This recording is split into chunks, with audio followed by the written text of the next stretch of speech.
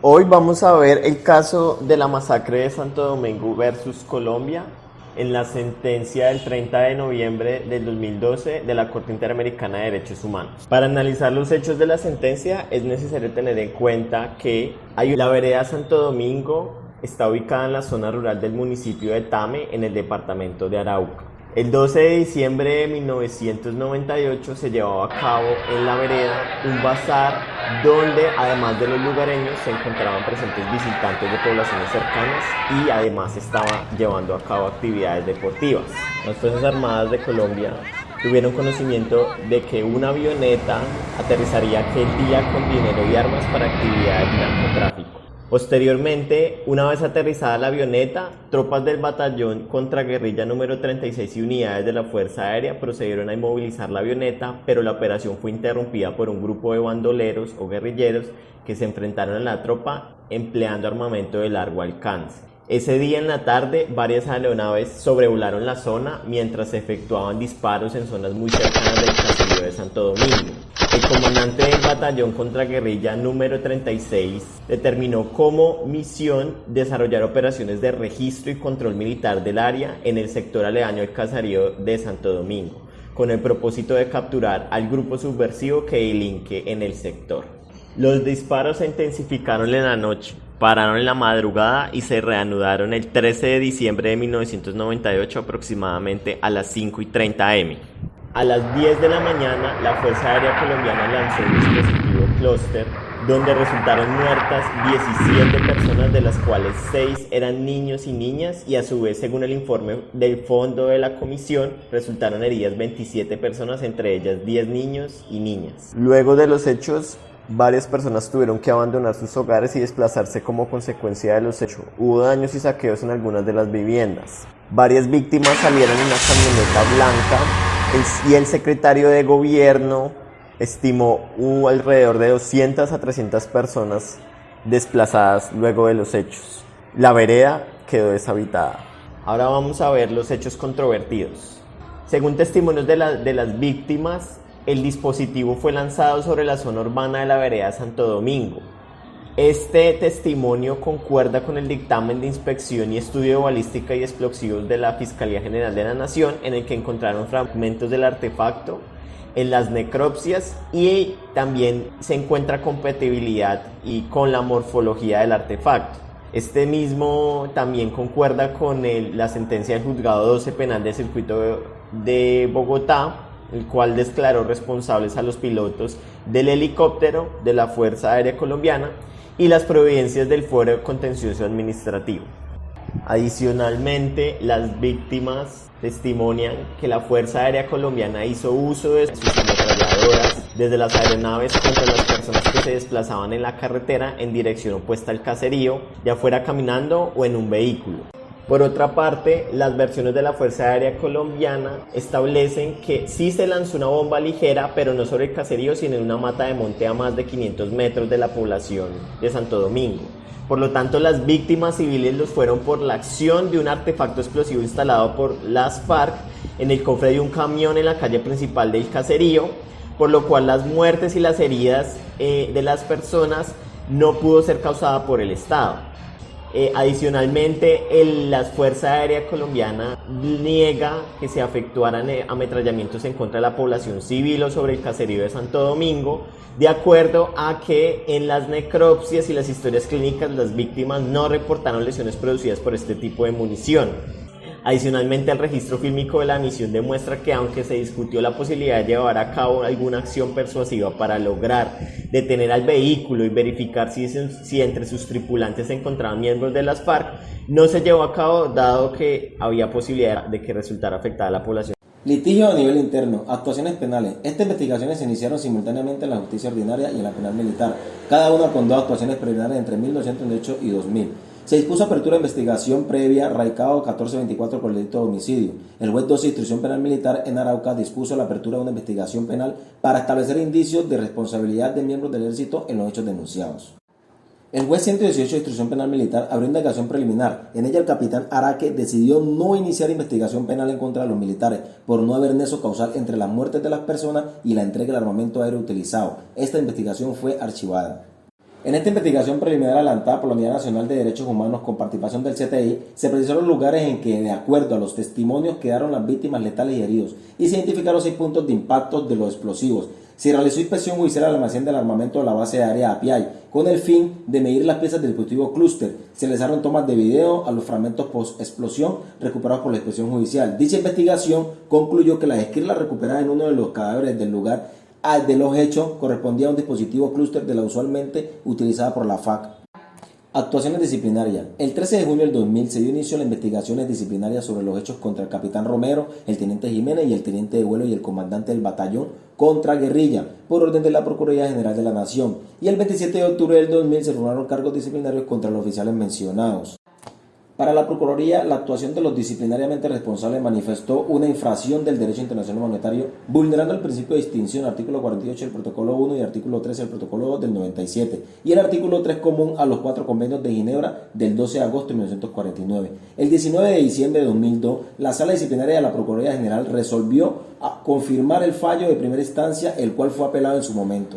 Actuación administrativa. El 25 de septiembre del 2000 se presenta ante el Tribunal Contencioso Administrativo de Arauca 23 demandas de reparación directa contra la Nación, el Ministerio de Defensa, el Ejército Nacional, Fuerza Aérea Colombiana. Cada demanda agrupaba a familias de las víctimas directas del bombardeo. Las demandas solicitaron al contencioso que se declarara la responsabilidad administrativa de la Nación por...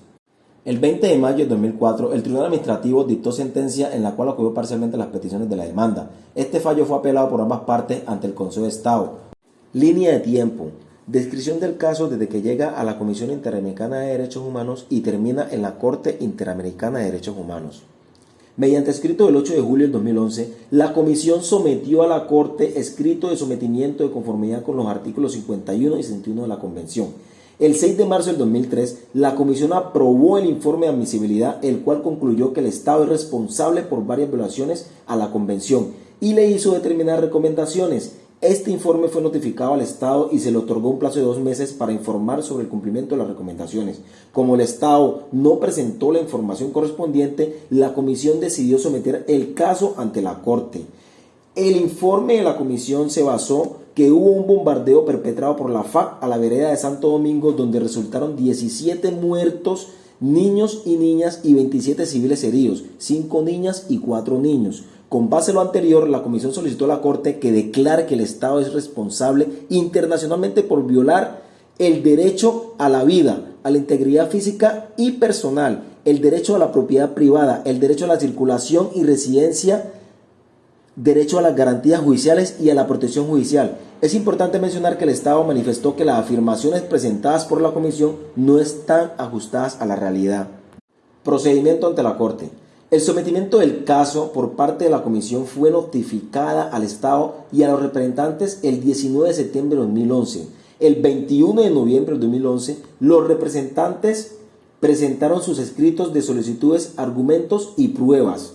El 9 de marzo de 2012, el Estado presentó ante la Corte escrito de contestación. La audiencia pública fue celebrada el 27 y 28 de junio de 2012, donde se recibieron declaraciones de las víctimas, testigos y peritos. Y el 27 de julio de 2012, el Estado y los representantes presentaron sus alegatos finales escritos y la Comisión presentó sus observaciones finales escritos. El 31 de agosto del mismo año, los representantes y la Comisión presentaron sus observaciones. Dentro de las excepciones preliminares que establece el Estado, en primer lugar, tenemos la falta de competencia de la Corte en razón de la materia. Allí el Estado establece que debe haber una excepción preliminar sobre la violación de los derechos a la vida, la integridad personal, la propiedad privada y la circulación y la residencia. El Estado dice que la Corte no tiene competencia porque los hechos están relacionados con la aplicación del derecho internacional humanitario, para establecer pronunciamientos ni condenas en relación a la vulneración de cláusulas del DIH, porque esta decisión será solamente sobre cláusulas convencionales. En segundo lugar, el Estado pide excluir de las consideraciones de la Corte la atribución de responsabilidad estatal por hechos de actores privados en coordinación con la fuerza pública y el deber de investigar violaciones de derechos humanos por responsables de mandos superiores. A propósito de esto, las víctimas establecen que las excepciones preliminares que alega el Estado deben ser desestimadas en tanto constituyen alegatos de fondo dirigidos a negar la responsabilidad estatal internacional sobre los hechos. Y por otro lado, las víctimas establecen que los representantes no han solicitado a la Corte que el Estado sea declarado responsable por violaciones a las normas del DIH, ni tampoco la Comisión Americana concluyó algo similar en el informe. La Comisión, por su parte, establece que hay una inconsistencia. La Convención Americana no establece límites de competencia a la Comisión y a la Corte para conocer situaciones solamente de paz. La Corte, por lo tanto, desestima las excepciones preliminares por falta de competencia, en tanto el tribunal es competente para decidir cualquier acto u omisión estatal en tiempos de paz o conflicto armado, en términos de que su accionar sea compatible o no con la Convención Americana. Adicionalmente, que hay varias sentencias sobre la competencia de la Corte donde no establecen limitaciones sobre conocer casos de situaciones de conflicto armado. Dentro de ellas está el caso Palmeras versus Colombia. Con respecto a la segunda sesión preliminar sobre el agotamiento de recursos internos, el Estado establece que se deben rechazar las solicitudes de la reparación de las personas que no agotaron los recursos internos ante la jurisdicción contenciosa administrativa colombiana, adicional a que esta vía judicial interna es idónea y eficaz para obtener las reparaciones. No es aplicable el principio de estoppel porque la excepción cuya consideración solicita ante la Corte fue presentada expresa y oportunamente ante la Comisión Interamericana y ésta la despachó con fundamento en una apreciación inadecuada. Ante esto, las víctimas establecen que el Estado ha modificado su posición respecto a lo planteado ante la Comisión en contra de sus propios actos. Al haber citado jurisprudencia que establece jurisdicción contencioso administrativo, no constituye en sí misma un único recurso suficiente para la reparación integral de violaciones de derechos humanos. El hecho de que algunas de las presuntas víctimas no hayan acudido a la jurisdicción contenciosa administrativa no es suficiente argumento para negarles el acceso a la justicia y su derecho a la reparación ante la Corte. Sobre esto, la Comisión considera que la acción de reparación directa no constituye un medio para el esclarecimiento de la verdad, la obtención de justicia y la sanción de los responsables como elementos primordiales de la reparación en los casos de violación de derechos humanos. Adicionalmente, dice que fue resuelta oportunamente esta excepción en la etapa procesal correspondiente y fue improcedente en lo insustancial según la Comisión. Considerando que no resultaba necesario agotar este recurso en casos como el presente. Ante esto, la Corte desestima las excepciones preliminares que establece el Estado en base en jurisprudencia anterior sobre el caso Cepeda versus Colombia, donde la Corte establece que lo contencioso administrativo no tiene todos los alcances para establecer responsabilidad estatal y porque la reparación integral y adecuada no puede ser reducida al pago de compensación a las víctimas o sus familiares. Es necesario además rehabilitación, satisfacción y garantías de no repetición. Sin embargo, la Corte coincide con el Estado en que el proceso contencioso administrativo puede ser relevante en la calificación y definición de aspectos y alcances de responsabilidad estatal, así como la satisfacción de ciertas pretensiones en el marco de la reparación integral. Pues no es un recurso que necesariamente debe ser siempre agotado, por lo que no inhibe la competencia de la Corte para conocer el caso presente. La Corte tomará en cuenta en lo pertinente los alcances y resultados de esta vía judicial en la determinación completa y adecuada de la responsabilidad estatal, así como en lo que corresponde a la aplicación de reparación integral a favor de las presuntas víctimas. Sin embargo, este análisis puede corresponder consecuentemente al fondo del asunto o, en su caso, a la fase de reparaciones. Fondo. El debate de fondo en la presente sentencia se basa en determinar la presunta responsabilidad del Estado colombiano por el incumplimiento de sus obligaciones de garantizar los derechos contenidos en los artículos de la Convención Americana, valga saber los artículos 8 y 25 del derecho a las garantías judiciales y de protección judicial, el artículo 4.1, 5.1, 19 y 2 correspondiente al derecho a la vida, a la integridad personal y a las medidas de protección para los niños y niñas y el deber de adoptar disposiciones de derecho interno. El artículo 22.1 y 21 correspondiente al derecho de circulación y residencia y el derecho a la propiedad privada. Y por último el artículo 11.1, derecho a la honra.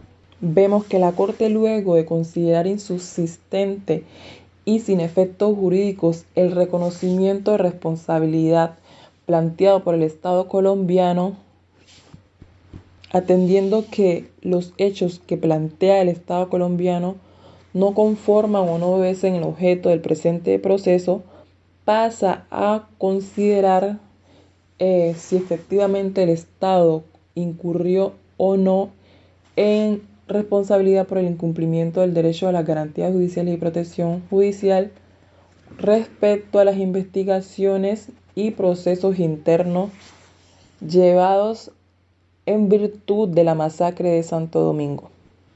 Considera la comisión y los representantes de las víctimas que el Estado colombiano incurrió en la violación de dichos derechos, atendiendo a que, a pesar de que en el ordenamiento interno se llevaron a cabo procesos en virtud de la masacre de Santo Domingo, no se han podido esclarecer los autores intelectuales en la planificación y ejecución del bombardeo, al igual que hay hechos que todavía no se han podido también esclarecer y judicializar.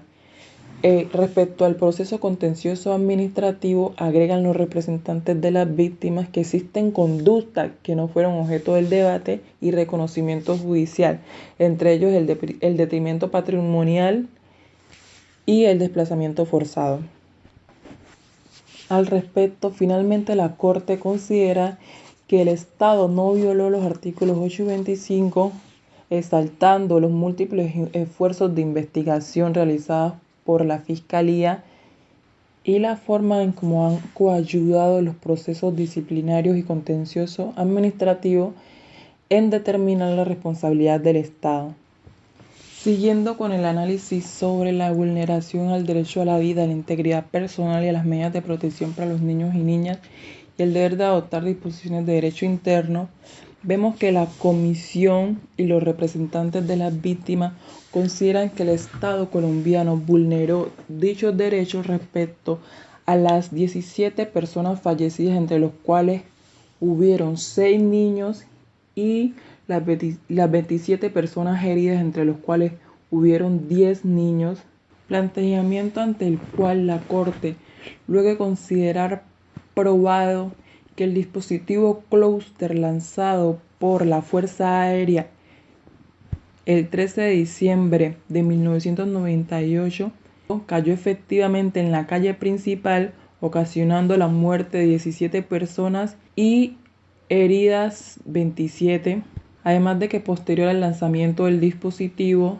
la Fuerza Aérea realizó ametrallamientos indiscriminados sobre la población que huía por la carretera en dirección a Tame.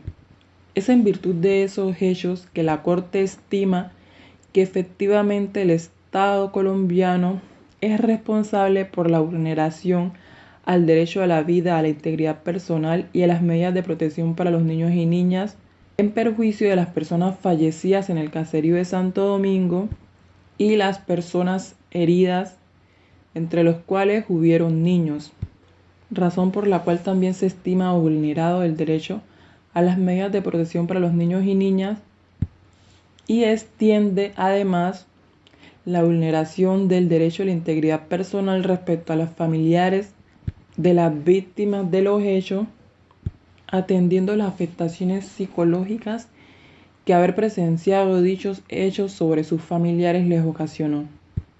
Sobre la vulneración del derecho de circulación y residencia y derecho a la propiedad privada, estima la Comisión y los representantes de las víctimas que el Estado colombiano vulneró o incumplió sus obligaciones de garantizar dichos derechos, atendiendo a que como consecuencia de la explosión del dispositivo lanzado por la Fuerza Aérea Colombiana, hubieron desplazamientos masivos de la población de Santo Domingo, además de que la explosión de dicho dispositivo ocasionó la destrucción de las viviendas, bienes y haberes de los pobladores. Al respecto, la Corte consideró que efectivamente el Estado vulneró el derecho de circulación y residencia debido a que La explosión del dispositivo ocasionó miedo y terror y afectaciones psicológicas en los habitantes de Santo Domingo, por lo cual tuvieron que desplazarse a otros lugares. Y respecto al derecho de propiedad, considera que el Estado incurre en responsabilidad solo respecto a los bienes que se vieron afectados tras la caída del dispositivo clúster. Es decir, que no asignó la responsabilidad al Estado colombiano respecto a los saqueos que hubieron posterior a la explosión del dispositivo o los enfrentamientos ocurridos en Santo Domingo el día 13 de diciembre de 1998. Y respecto al derecho a la honra, cuya vulneración fue planteada por los representantes de las víctimas en sustento a manifestaciones públicas que asignaban o sugerían que los habitantes de la vereda de Santo Domingo pertenecían a la guerrilla y colaboraban con sus actividades ilegales, además de la divulgación o creación de un video el cual formulaba o estigmatizaba la existencia de la masacre, lo cual había conllevado a que se visibilizara a la vereda de Santo Domingo como colaboradora de la guerrilla. Ante estas manifestaciones planteadas por los representantes de las víctimas, plantea la Corte que no existe prueba suficiente para considerar que dichos contrarían el artículo 11 de la Convención Americana. Decisión final de la Corte sobre las reparaciones de las víctimas. En este caso, el tribunal constata que los familiares de las víctimas fallecidas fueron reparados a través del proceso contencioso administrativo colombiano, pues los tribunales han fijado reparaciones con base a lo que las víctimas solicitaron e incluso conciliaron. De conformidad con el principio de complementariedad, la Corte estima que no deben haber reparaciones pecuniarias adicionales, ya que las víctimas fallecidas y las personas heridas han sido indemnizados en el fuero interno. La Corte también estima que el Estado, en el plazo de un año, a través de mecanismos internos expeditos, deben otorgar y ejecutar indemnizaciones y compensaciones pertinentes de acuerdo a criterios objetivos, razonables y efectivos de la jurisdicción contenciosa administrativa. Esta determinación no afecta a familiares de víctimas que no fueron peticionarios, pues las acciones no precluyen a nivel interno.